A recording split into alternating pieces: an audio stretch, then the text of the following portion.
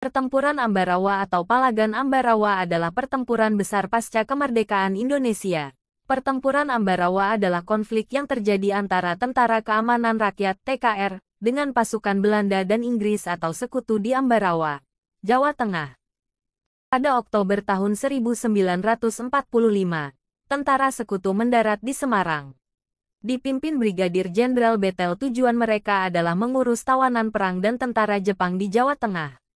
Namun, tentara Sekutu yang sudah diboncengi Netherlands Indies Civil Administration (NICA) ternyata membebaskan para tawanan dan mempersenjatai mereka.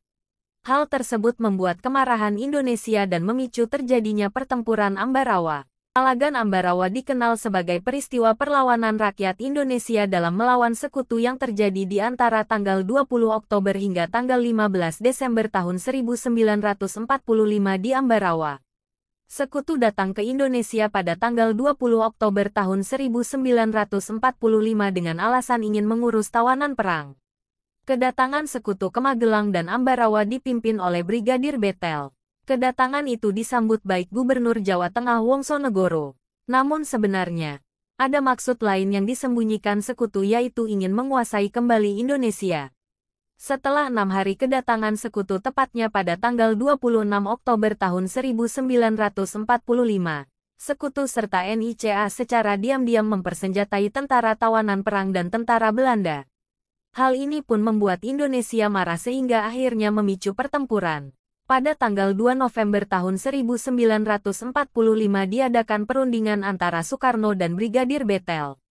Tujuan dari pertemuan tersebut adalah menenangkan suasana dan gencatan senjata. Namun, Sekutu mengingkari perjanjian tersebut dengan menambah pasukan dan persenjataan. Adapun, kondisi tersebut sangat berbahaya bagi tanah air.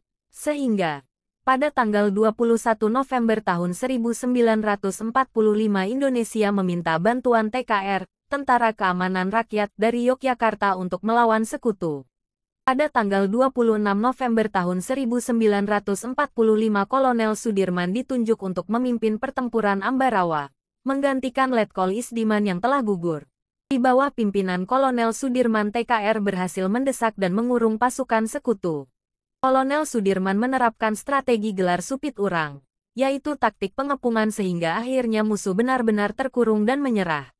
Nama supit urang berasal dari bahasa pewayangan yang bermakna kepungan. Akhirnya pada tanggal 15 Desember tahun 1945, Sekutu menyerah pada TKR dalam pertempuran Ambarawa.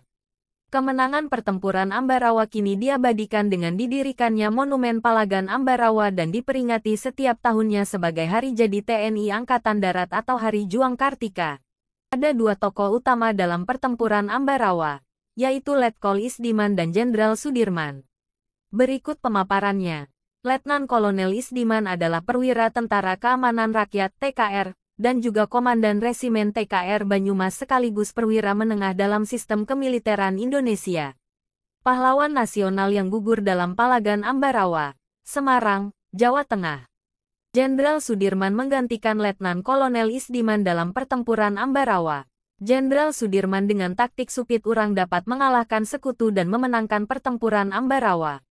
Itulah tadi singkat cerita sejarah Perang Ambarawa yang dipimpin dua tokoh pejuang pemberani, yaitu Jenderal Sudirman dan Letnan Kolonel Isdiman. Sekian, terima kasih.